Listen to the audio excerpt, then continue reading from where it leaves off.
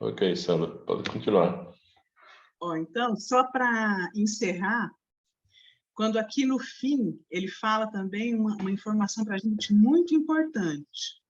Ele fala, o entendimento, que eles esperam que o entendimento desse assunto todo, né, que não é um assunto só, diante de tudo que está nessa lição, são muitos tópicos, vamos falar assim.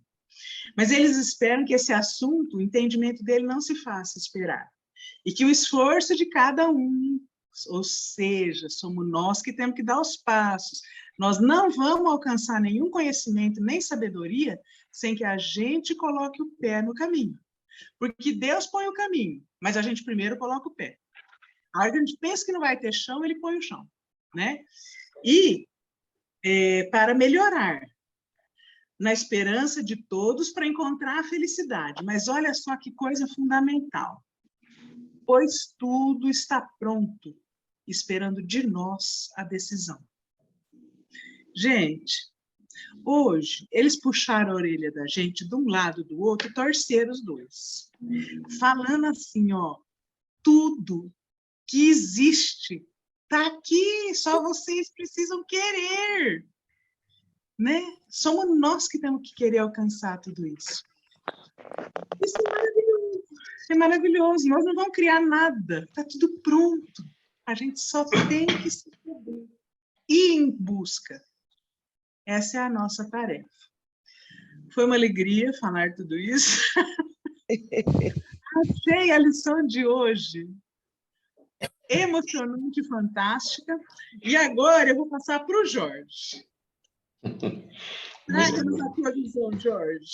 Obrigado, Sandra. Bom, mas a Sandra esgotou o tema hoje. Não deixou nada para nós. Bom, eu vou começar pelo final, né? Que a Sandra já falou aí, mas é exatamente isso. Tudo está pronto, só depende de nós, como diz a música, né? Só depende de nós mesmos. Mas o que eu achei interessante é que, em vários momentos, e isso aí é possível perceber de acordo com o nosso estágio de harmonização espiritual, né? Os auxiliares que estão ao nosso lado o tempo todo, né? E quando nós fechamos os ouvidos para ouvi-los, nós recebemos auxílio daqueles que não deveríamos receber. E aí que nós percebemos a diferença entre um e outro. Os auxiliares que estão a nos ajudar nos trazem uma tranquilidade, né? Uma serenidade, né? Um equilíbrio, enquanto que do outro lado, né? A gente sente um mal-estar, né? O corpo fica estranho. E a gente, muitas vezes, começa a ficar irritado, descontrolado, né? Incomodado até com o ambiente, né? E isso é exatamente o que ele fala, que aqui conosco existe tanto um quanto o outro, né? E de acordo com o nosso estágio de evolução, nós vamos conseguindo ter as conexões melhores possíveis quando melhor harmonizado com esses ensinamentos. E quanto mais tivermos pego a esses vícios que eles destacam aí, né? Por exemplo, dos ciúmes, do orgulho, né? Do egoísmo, né? Estamos nos distanciando do amor. O amor é a solução para isso, né? Para nos aproximarmos do que realmente interessa para nós nessa vida que já está construída e o momento da decisão está em nossas mãos, né? Então, qual o caminho que eu quero? É mais ou menos por aí. Então, para não estender muito, é mais ou menos isso. Eu passo agora para a Rosângela, que está ansiosa para comentar. Como eu disse, estou sem argumentos. Eu só queria fazer uma observação. Eu não sei se vocês pensam ou sentem da mesma maneira que eu, mas eu acho que antigamente a convivência com os elementais era muito mais próxima do que a nossa geração agora.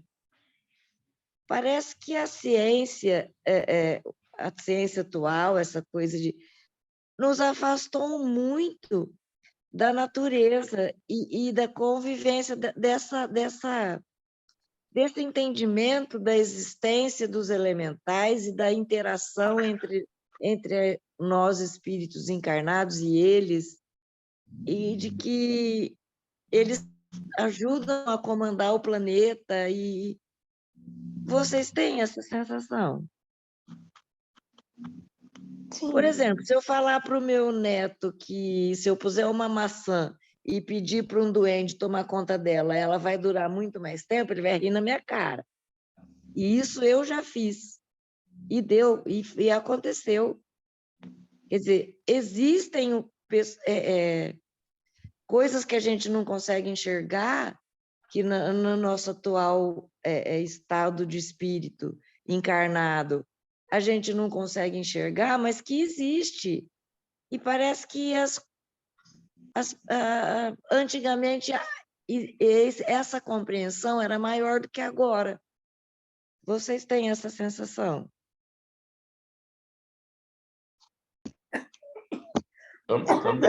Também, Não, Rosângela.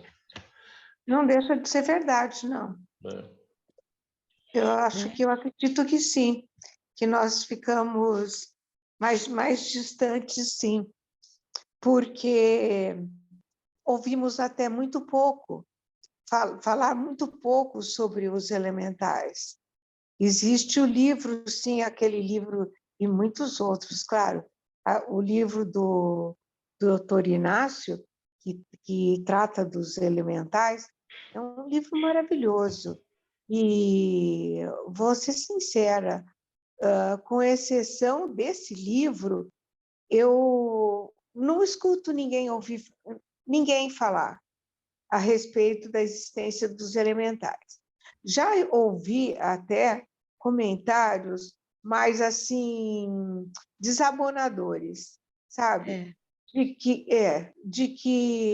imagina, vocês acreditam então em duendes e fadas e que são eles que comandam as florestas, os rios, a chuva, as forças da natureza?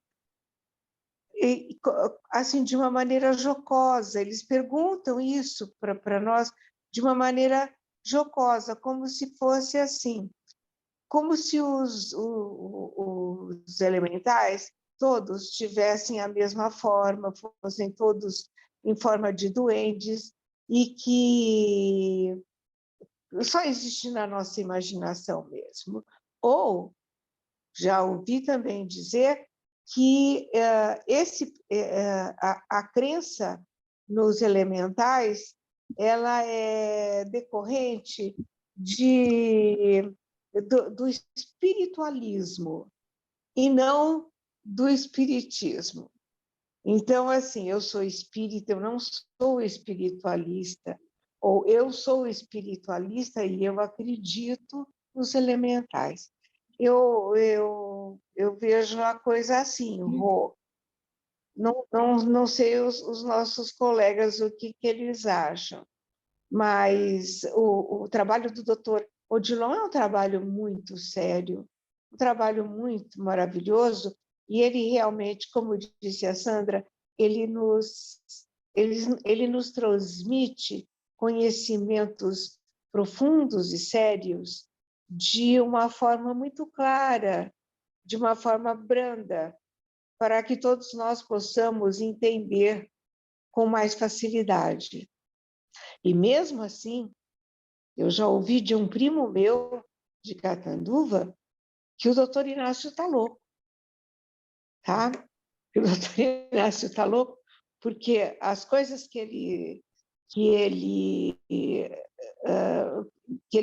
o conhecimento que ele nos traz da vida na espiritualidade é ficção científica, não passa de imaginação, de ficção.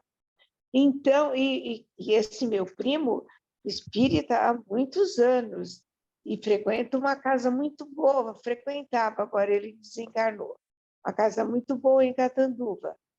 E ele disse, nós não lemos mais Dr. Odilon, porque não podemos acreditar nas doidices que ele fala. Vocês ouviram alguma coisa a respeito? Não. Na verdade, sim, existe uma guerra, né? Uma guerra de... Eu vou falar o meu sentimento, tá? Existe uma guerra de quem é o dono da verdade. E tudo, de certa forma, eu acho, que remonta à nossa história. A gente tem como história religiosa as instituições estabelecidas que se arvoram o direito de ditar a verdade. A nossa história religiosa, se o Espiritismo tem 160 anos, coisa que o vale, a nossa história religiosa, enquanto espíritos imortais, ela está muito mais vinculada ao catolicismo do que ao espiritismo. O espiritismo é muito novo. E do catolicismo, a gente traz uma história, uma herança de dogmas, né? de uma instituição estabelecida que dita a verdade. E a gente traz aquela disposição interior de acatar verdades ditadas. Vem o Espiritismo e nos chama a raciocinar, é a fé raciocinada. Então, ele começa a nos jogar várias... O Espiritismo é uma revolução no campo do pensamento, né? Uma revolução que Jesus não conseguiu trazer, na época dele não deu. Então, vem o Espiritismo e clareia uma série de questões que mexe profundamente com a nossa forma de encarar e compreender a vida e todos os seus desdobramentos. Mas ele nos chama a usar a cabeça. E isso que está em cima do pescoço não é enfeite, é para usar. Vocês têm que aprender a discernir. E nesse aprendizado de discernir, o Espiritismo nos abre um campo, um leque enorme, com um monte de gente falando, achando e afirmando. E isso causa insegurança. Então, quando a gente encontra grupos espíritas fugindo da análise de determinados textos, de determinadas linhas de ensinamento e de pensamento, nada mais é, posso estar errada, mas nada mais é, eu penso, do que uma insegurança. Uma insegurança, às vezes, que a gente tem naturalmente para se proteger, porque a gente sente que, meu Deus, fiquei meio perdido. E agora? O que é o certo? Quem vai ditar o certo? E se eu tiver errado? E se eu acreditar nisso e isso for um erro? Então, nesse diapasão, a gente se perde, entende? O medo de errar. E o Espiritismo nos chama a tentar. Tenta, analisa, avalia. Nós já temos condições de começar a fazer avaliações. Dentro da obra do Dr. Inácio, existe uma questão, por exemplo, que eu não concordei. Ele explica várias coisas, desde a questão de Chico é Kardec ou não é, para mim é óbvio que é, ainda que os espíritas, de uma maneira geral, os ortodoxos, arrepiem de raiva de pensar numa afirmação dessa. Essas questões, por exemplo, dos elementais, o que ele conta a respeito da vivência e da convivência no mundo espiritual, os trabalhos efetuados em regiões de trevas, de abismos, várias situações que ele conta a respeito da condição dos espíritos, da recuperação desses espíritos e de coisas que aconteceram, por exemplo, a história do Torquemada é uma história fortíssima, mexe com a gente lá no fundo, né? Mas são todas coisas que, se você for analisando e olhando, elas têm fundamento dentro da codificação. Por que eu estou falando isso? Porque a codificação é a base para a gente tomar, para analisar o restante. Para a gente conseguir encontrar o caminho de análise em que ninguém precise nos falar qual é a verdade, a gente tem que sempre pôr um pé na codificação. Não achando que a codificação encerra o assunto, porque Kardec não conseguiria ter encerrado o assunto. O assunto é amplo, é grandioso, é imenso, mas ele trouxe uma base de segurança para a gente conseguir analisar o que vem a mais. Esse exemplo que eu falei hoje para vocês, a respeito de um prédio de apartamento, onde você tem andares que significam os níveis evolutivos, e apartamentos que significam as diferenças de objetivos, esse é um exemplo do Dr. Inácio. Claro, é um exemplo claro, que abre a nossa compreensão. Então, a gente tem que saber avaliar. Mas, por exemplo, o doutor Inácio fala uma coisa que eu, pessoalmente, achei que está contra a obra de Kardec. E se esse ponto, para mim, está contra a obra de Kardec, eu não vou aceitá-lo, por enquanto. Eu vou manter ele fora das minhas cogitações, porque eu não concordei. Por quê? Porque a obra de Kardec fala outra coisa. Quando ele diz, por exemplo, numa obra já mais aqui recente, bem mais recente, já do final, não da última, obviamente, mas uma obra das finais, em que ele fala, por exemplo, que o espírito pode sair de um corpo e habitar em outro.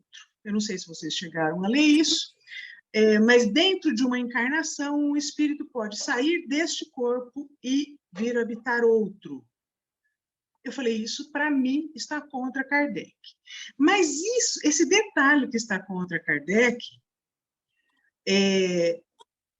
e o mar de coisas que ele fala, que tem fundamento em Kardec, como os elementais, por exemplo, tem fundamento, na minha forma de ver. O que eu acho com relação aos elementais especificamente? Bom, mas nisso eu queria chamar a atenção só uma questão antes. Existem grupos de espíritos que estão trabalhando com gente encarnada que tem desvios que eu considerei graves, e eu prefiro não aprofundar nessas obras, porque eu achei coisas graves contrárias a Kardec. Por exemplo, o grupo de espíritos que trabalha com aquele que escreveu Legião. Como chama o Robson Pinheiro? O Robson Pinheiro, ele escreve, se eu não me engano, é um livro, não sei o que lá, de Aruanda, tem questões ali contra a obra de Kardec, mas questões importantes. E eu achei que aquilo para mim não serve.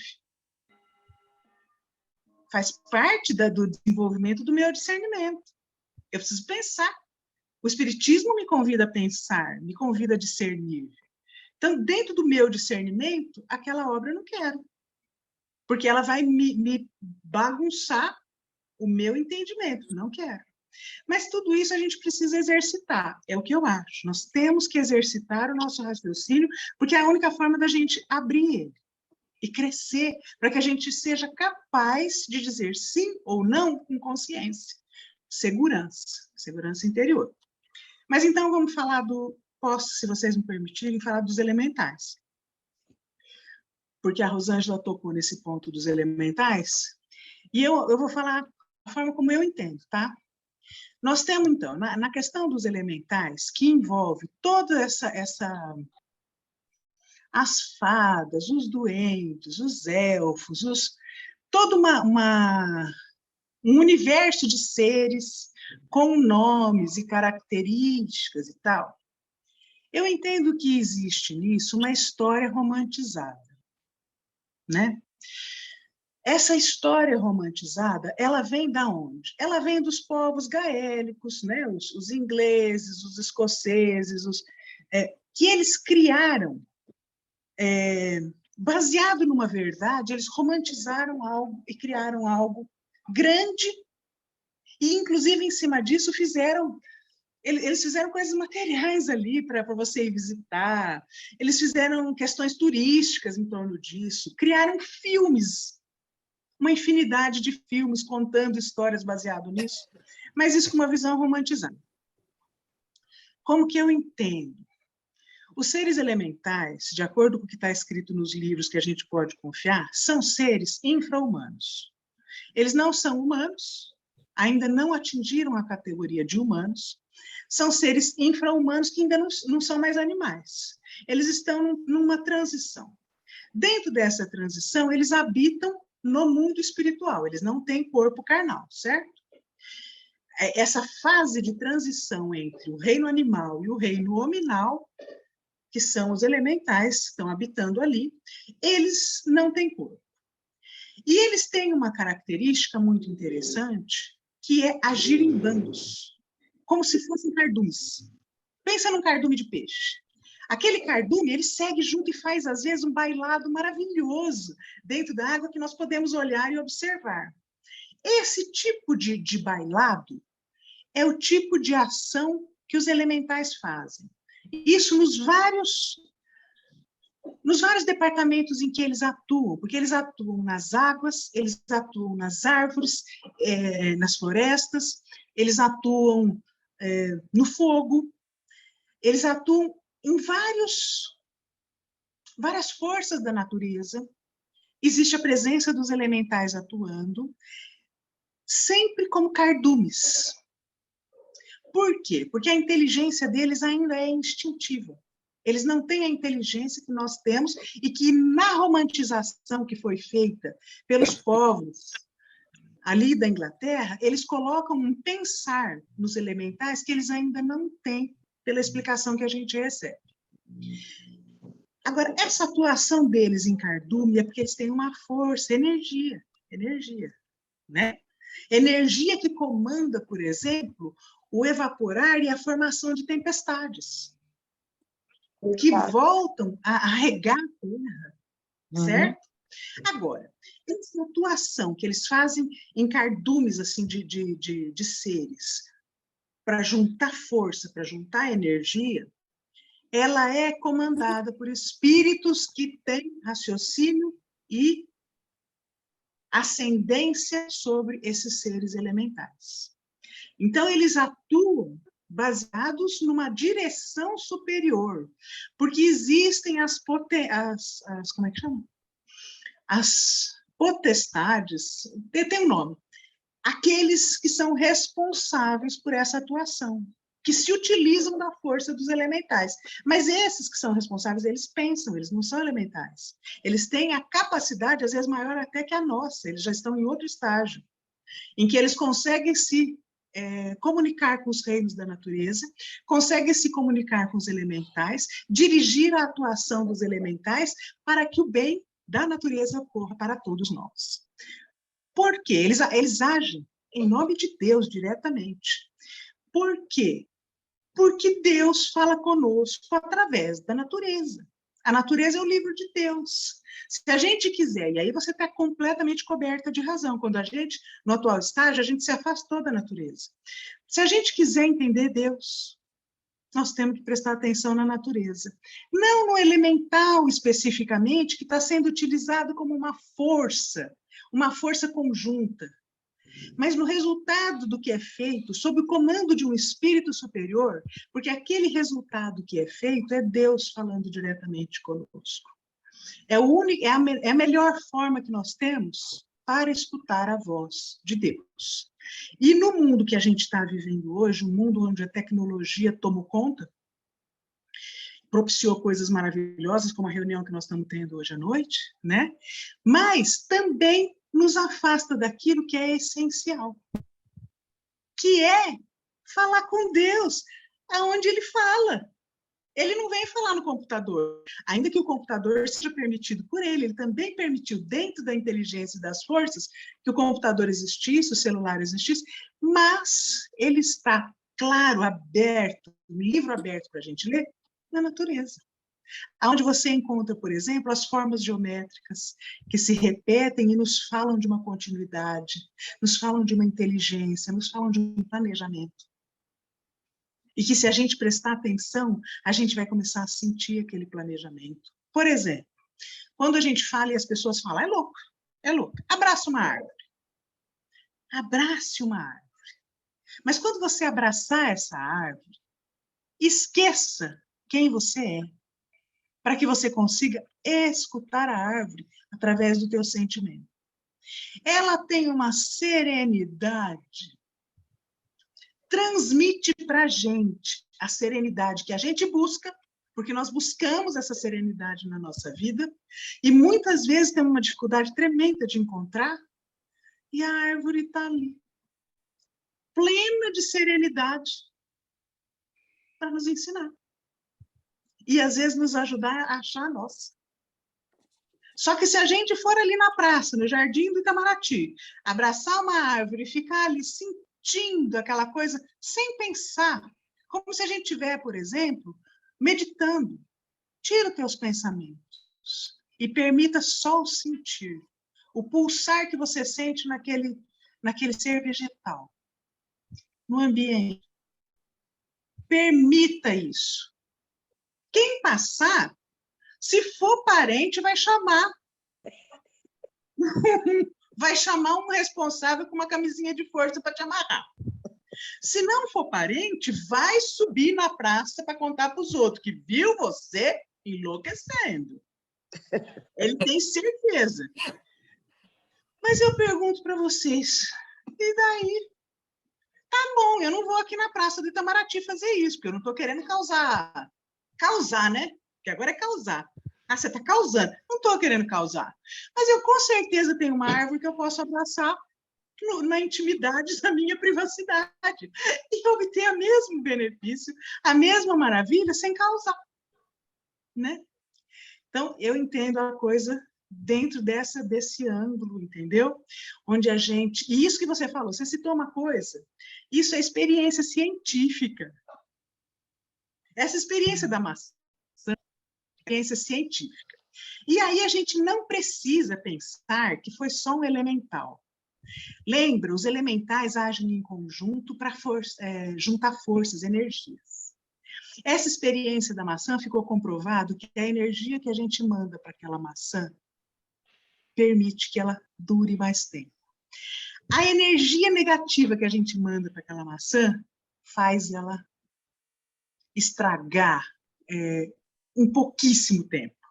Mas isso é experiência científica, foi feita com plantas. 2 plantas, uma que você passa e xinga todo dia, e outra planta que você passa e agradece, obrigado, você é linda. Foi feita experiência científica. Independente, não é que os elementais não estão atuando, estão, mas é uma questão de energia, você compreende? A gente, às vezes, pensa que o poder é do elemental. O poder é nosso. O elemental é um canal. Quando eles usam os elementais, eles estão usando um canal para fazer muita energia. Por quê? Porque ele vive ainda no reino que é pura energia. Sem raciocínios, sem bloqueios. Simplesmente conduzido por seres superiores que levam eles para cá, para lá, conduzem aquela energia. Não sei se deu para entender. Sim. É assim que eu entendo. Jorge, você... Desculpa interromper. Infelizmente, hoje eu não vou poder alongar muito, porque eu tenho que preparar um material, eu tenho um treinamento amanhã cedo. Então, tem que encerrar aqui para ir para lá, tá? Então, eu peço desculpa aí pelo Rogério, Ana Carmen e a Cris, que não puderam. É isso, Jorge. Infelizmente, já vai ter que entrar para as vibrações, que eu tenho um compromisso ainda e não vai dar para alongar mais, tá? Desculpa aí, tá?